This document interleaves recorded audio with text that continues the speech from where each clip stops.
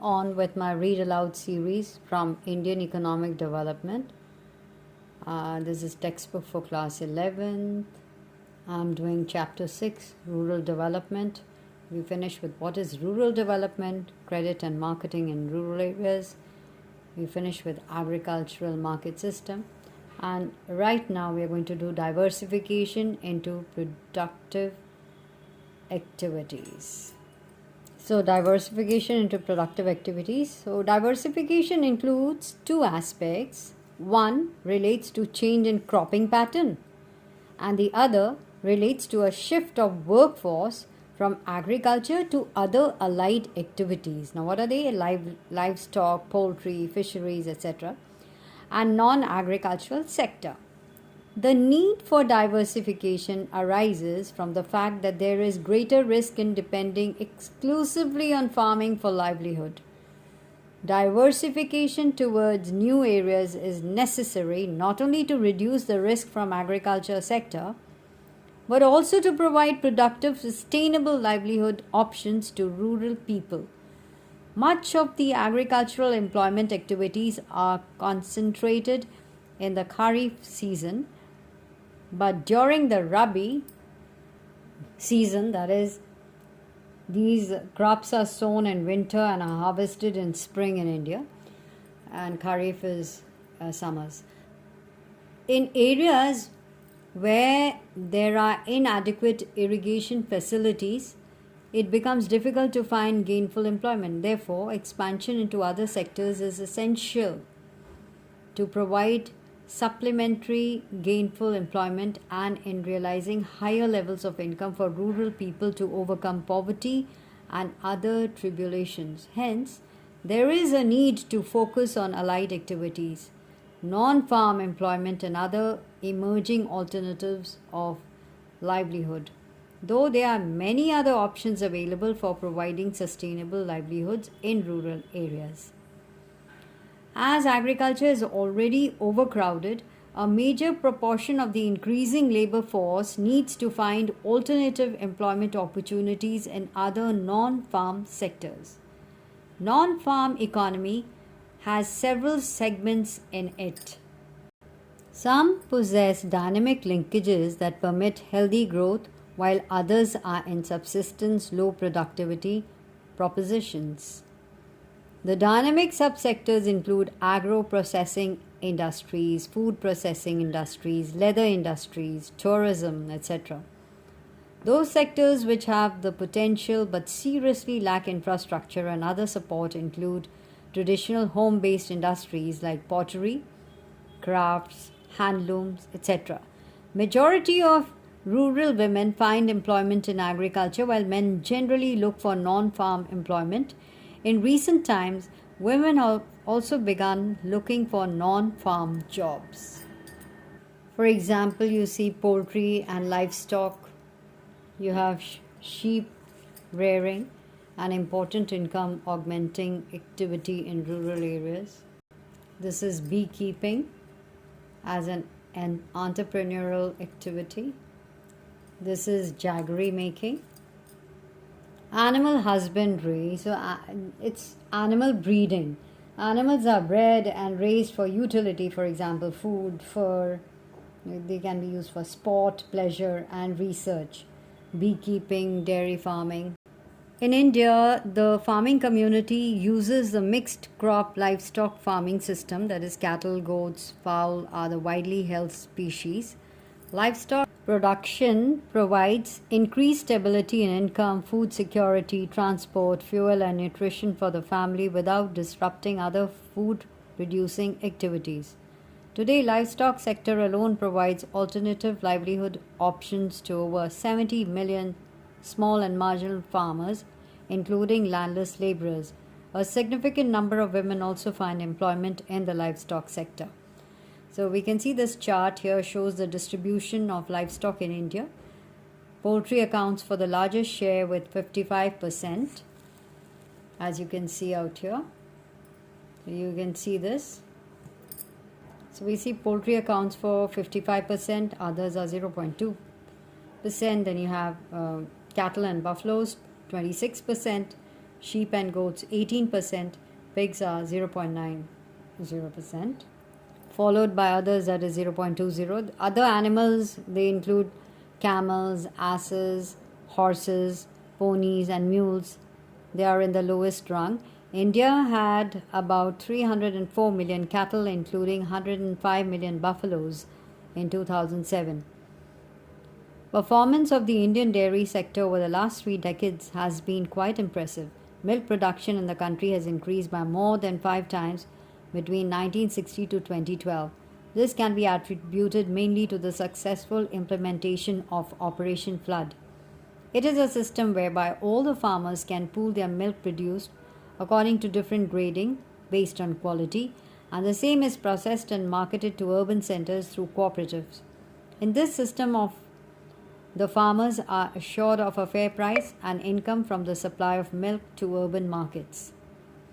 As pointed out earlier, Gujarat state is held as a success story in the efficient implementation of milk cooperatives, which has been emulated by many states.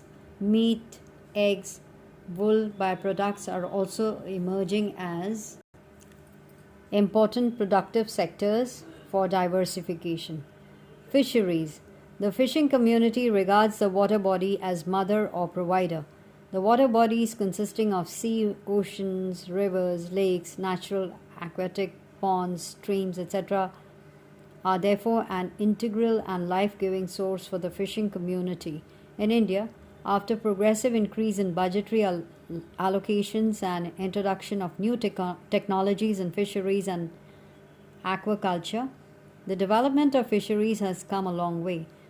Presently, fish production from inland sources contributes about 61% to the total fish production, and the balance 39% comes from the marine sector, sea and oceans. Today, total fish production accounts for 0.7% of the total GDP. Among states, Kerala, Gujarat, Maharashtra, and Tamil Nadu are the major producers of marine products. A large share of fish worker families are poor. Rampant underemployment, low per capita earnings, absence of mobility of labor to other sectors, and a high rate of illiteracy and indebtedness are some of the major problems fishing community face today. Even though women are not involved in active fishing, about 60% of the workforce in export marketing and 40% of internal marketing are women. There is a need to increase credit facilities through cooperatives and self-help groups, SHGs, for fisherwomen to meet the working capital requirements for marketing. Horticulture. Based with a varying climate and soil conditions, India has adopted growing of diverse horticultural crops such as fruits, vegetables, tuber crops, flowers, medicinal and aromatic plants, spices, and plantation crops. These crops play a vital role in providing food and nutrition, besides addressing employment concerns. The period between 1991 to 2003 is also called an effort to heralding a golden revolution because during this period, the planned investment in horticulture became highly productive and the sector emerged as a sustainable livelihood option. India has emerged as a world leader in producing a variety of fruits like mangoes, bananas, coconuts, cashew nuts, and a number of spices, and is the second largest producer of fruits and vegetables. Economic conditions of many farmers engaged in horticulture has improved, and it has become a means of improving livelihood for many unprivileged classes. Flower harvesting, nursery maintenance, hybrid seed production, and tissue culture, propagation of fruits and flowers, and fruit processing are highly remunerative employment options for women in rural areas. Though in terms of numbers, our livestock population is quite impressive, but its productivity is quite low as compared to other countries. It requires improved technology and promotion of good breeds of animals to enhance productivity, improve veterinary care, and credit facilities to small and marginal farmers and landless laborers would enhance sustainable livelihood options through livestock production. Production of fisheries has already increased substantially. However, problems related to overfishing and pollution need to be regulated and controlled. Welfare programs for the fishing community have to be reoriented in a manner which can provide long term gains and sustenance of livelihoods. Horticulture has emerged as a successful, sustainable living option and needs to be encouraged significantly. Enhancing its role requires investment in infrastructure like electricity, cold storage systems, marketing linkages, small scale processing units, and technology improvement and dissemination. Then you have something which is very interesting, other alternative livelihood options. The IT has revolutionized many sectors in the Indian economy. IT is information technology. There is broad consensus that IT can play a critical role in achieving sustainable development and food security in the 21st century. Governments can predict areas of food insecurity and vulnerability using appropriate information and software tools so that action can be taken to prevent or reduce the likelihood of an emergency. It also has a positive impact on the agriculture sector as it can disseminate information regarding emerging technologies and its applications, prices, weather and soil conditions for growing different crops, etc.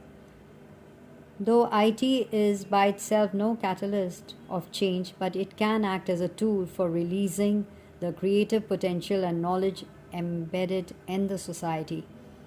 It also has potential of employment generation in rural areas. Experiments with IT and its application to rural development are carried out in different parts of India.